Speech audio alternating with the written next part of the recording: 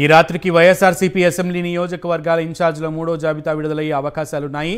Tadepalli camp కార్యాలయానికి మంత్రి జోగి రమేష్ వెళ్లారు. వైసీపీ అధిష్టానం జోగి రమేష్కు పెనమలూరు సీటు ఖరారు చేసింది. పల్నాడు జిల్లా Gurazala MLA Kasu Mahesh Reddy, Macherla MLA Pinnelli Ramakrishna Reddy, Narasaraopet MLA Gopireddy Srinivasa Reddy camp కార్యాలయానికి వెళ్లారు. నరసరావుపేట ఎంపీ టికెట్ విషయంలో ఎమ్మెల్యేలతో పార్టీ అధిష్టానం చర్చించింది. నరసరావుపేట సిట్టింగ్ ఎంపీ శ్రీకృష్ణదేవరాయలకు ఎంపీ టికెట్ ఇవ్వాలని ఎమ్మెల్యేలు కోరుతున్నారు. అయితే నరసరావుపేట ఎంపీ సీటు బీసీలకు ఇచ్చే యోచనలో సీఎం జగన్ ఉన్నారు. ఈ సీటుని ఏపీ విద్యా మౌలిక వస్తుల అభివృద్ధి కార్పొరేషన్ చైర్మన్ నాగార్జున యాదవ్ ఆశిస్తున్నారు. సూళ్లూరుపేట ఎమ్మెల్యే సంజీవయ్య కూడా సీఎంఓకి వెళ్లారు.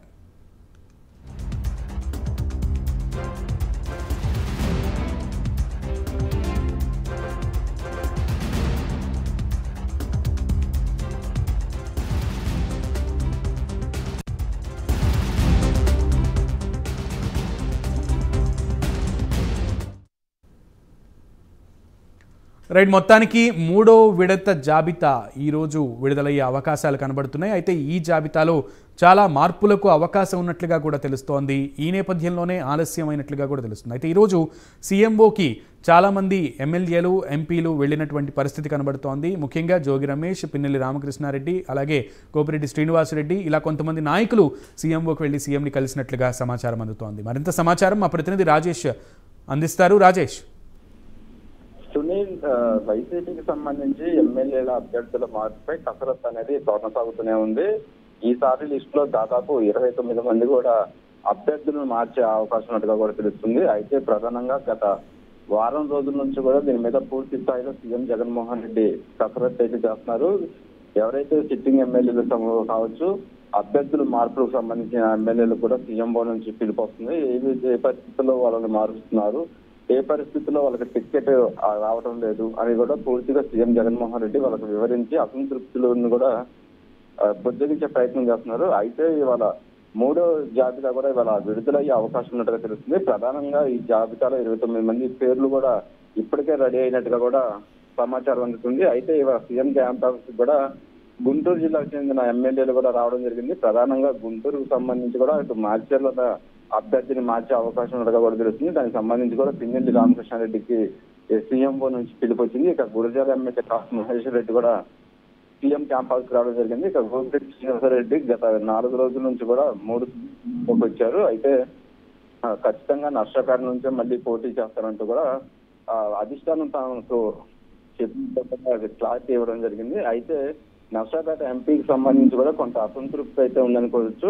ఏదైతే లావు కృష్ణదేవరాయలు ఆ గుంటూరు నుంచి కూడా పోటీ చేయించాలని కూడా సీఎం జగన్మోహన్ రెడ్డి చెప్పినట్టుగా తెలుస్తుంది. దానికి లావు కృష్ణదేవరాయ కూడా విముఖత తెలుస్తుంది. తాను నర్సాపేట నుంచే మళ్ళీ బరిలోకి దిగాలనే ఆలోచనలో ఉన్నట్టు కూడా చెప్తూ వస్తున్నారు. అయితే అసంతృప్తులకు సంబంధించి కూడా కొంతమందిని సీఎం జగన్మోహన్ రెడ్డి బొద్దిగించే ప్రయత్నం చేస్తారు. ఇక ప్రధానంగా కృష్ణా జిల్లాకు సంబంధించి కూడా పెనుమలూరుకు సంబంధించి పార్థసారథి కొంత వైసీపీ మీద అసంతృప్తిగా ఉన్నారు. దానికి సంబంధించి కూడా టీడీపీ నేతలతో టచ్ లో ఉన్నట్టుగా కూడా ఈ మధ్య కాలంలో ఒక సమాచారం అయితే అందింది. అయితే సీఎంఓ నుంచి కూడా పార్థసారథికి పిలుపు వచ్చినప్పటికీ కూడా సీఎం జగన్మోహన్ రెడ్డి సంతృప్తి పరచలేదు. తన టీడీపీలోకి వెళ్లే ఆలోచనలో ఉన్నట్టుగా తెలుస్తుంది. ఇంకా అంతేకాకుండా సీఎం జగన్మోహన్ రెడ్డి ఆదేశాల మేరకు ఈసారి జోగి రమేష్ కు పెనుమలూరు టికెట్ ఇవ్వాలనేసి ఆలోచనలో ఉన్నట్టుగా కూడా తెలుస్తుంది. దానికి సంబంధించి కూడా సీఎం జగన్మోహన్ రెడ్డి ఇప్పటికే జోగి రమేష్ కూడా క్లారిటీ తెలుస్తుంది. టోటల్ గా చూసుకున్నట్టయితే ఈసారి మూడో లిస్ట్ లో దాదాపు ఎంపీ అభ్యర్థులు అయితే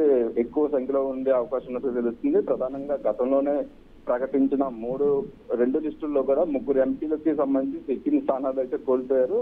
అలాగే 3 ఎంపీలు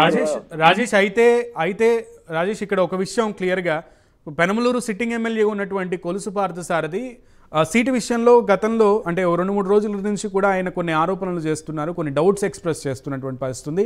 తాజాగా ముఖ్యమంత్రిని కలిసిన తర్వాత కొడాలి నాని కూడా కొంత క్లారిటీ ఇచ్చే అవకాశం ప్రయత్నం చేశారు. కానీ ఇప్పుడు ఆ సీట్ నిజంగానే సిట్టింగ్ ఎమ్మెల్యేగా ఉన్నటువంటి కొలుసు పార్థసారథికి రానిటువంటి పరిస్థితి ఉంది.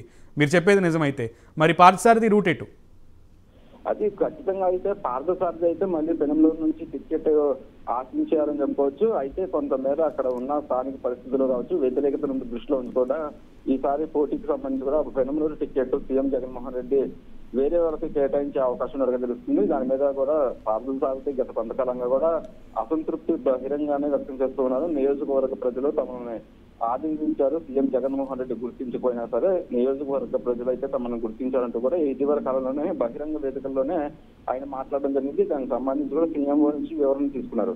అయినప్పటికీ కొంత అసంతృప్తిగానే ఉన్నారు. టీడీపీకి సంబంధించి కూడా చంద్రబాబుతో కూడా కలిసినట్టుగా కూడా ఈ మధ్య ఊహాగానాలు వచ్చిన నేపథ్యంలో సీఎంఓకు మధ్య పార్థ సారథిని పిలిపించారు. అటు కొడాలి నాని అలాగే కృష్ణా జిల్లా నేతలు కూడా సీఎం దగ్గరికి తీసుకెళ్ళినప్పటికీ కూడా అతను పూర్తిగా కూడా అసంతృప్తిగా ఉన్నట్టుగానే తెలుస్తుంది. దానికి సంబంధించి నిన్న కూడా పార్టీ రీజనల్ కోఆర్డినేటర్ గా ఉన్న మర్రి రాజశేఖర్ అలాగే అయ్యద్రామిరెడ్డి కూడా పార్థ సారథిని తమ కార్యాలయంలో మాట్లాడినప్పటికీ కూడా పూర్తి స్థాయిలో అయితే అతను టీడీపీలో చేరేందుకు కూడా రంగం సిద్ధం చేస్తున్నట్టుగా కూడా తెలుస్తుంది. దానికి సంబంధించి నిన్న 18వ తారీఖున గుడివాడలో జరిగే ఒక టీడీపీ బహిరంగ సభలో కూడా టీడీపీలో జాయిన్ అవ్వాలంటూ కూడా ఆయన ఇప్పటికే నిర్ణయం తీసుకుంటూ తెలుస్తుంది. టోటల్ గా అయితే ఎమ్మెల్యేలకు సంబంధించి మొత్తం కూడా ఈసారి ఎంపీ లిస్ట్ అయితే ఎక్కువ అభ్యర్థులు అని చెప్పుకోవచ్చు. దీని మీద 3వ జాబితా ఇవాళ ఈవినింగ్ వరకు రిలీజ్ అయ్యే అవకాశం ఉంది.